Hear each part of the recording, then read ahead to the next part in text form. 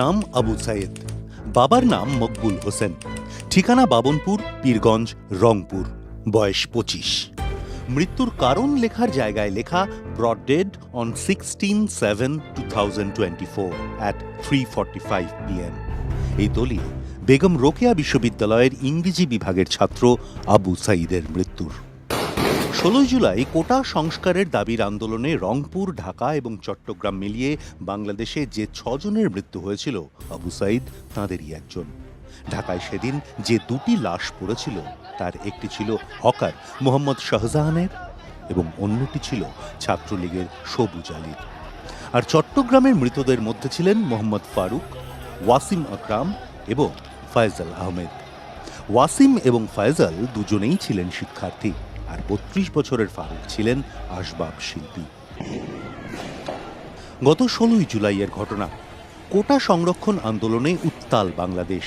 একদিকে ছাত্রলীগ এবং সংরক্ষণ বিরোধী আন্দোলনকারীদের মধ্যে দফায় দফায় সংঘর্ষ,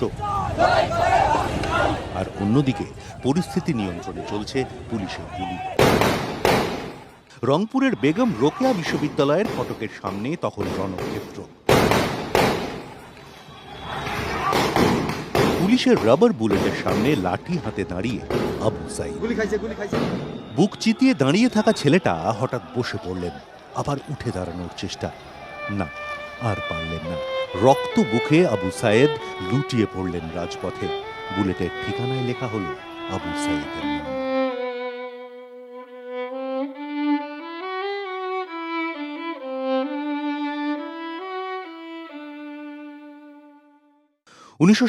সালে এরশাদের আমলে পুলিশের গুলিতে মৃত্যু হয়েছিল ছাত্র নূর হোসেনের। সেই মৃত্যু কবি শামসুল রহমানকে দিয়ে লিখিয়ে নিয়েছিল বুক তার বাংলাদেশের হৃদয়। 37 বছর পর সেই একই ঘটনার পুনরাবৃত্তি। আবু সাইদের মৃত্যু আবারও মনে করিয়ে দিল, শহরে টহলদার ঝাঁক ঝাঁক বন্দুকের সীসা আবু সাইদের বুক নয়, যেন বাংলাদেশের হৃদয়। দিনমজুর মকবুল হোসেনের 9 সন্তানের মধ্যে আবু সাইদই একমাত্র যিনি বিশ্ববিদ্যালয়ে পড়ার সুযোগ পেয়েছিলেন। কোরবানির ঈদের শেষবার বাড়িতে এসেছিলেন। 3 দিন থেকে ফিরে গিয়েছিলেন ক্যাম্পাসে। বুধবার যখন কফিনবন্দি ছেলে পীরগঞ্জের বাবনপুরে ফিরল, আবু সাইদের মা মনোয়ারা বেগম তখন বিষাদে আত্মহারা। বানভাসী চোখে তখন সন্তান হারানোর যন্ত্রণা, আর্তনাদ।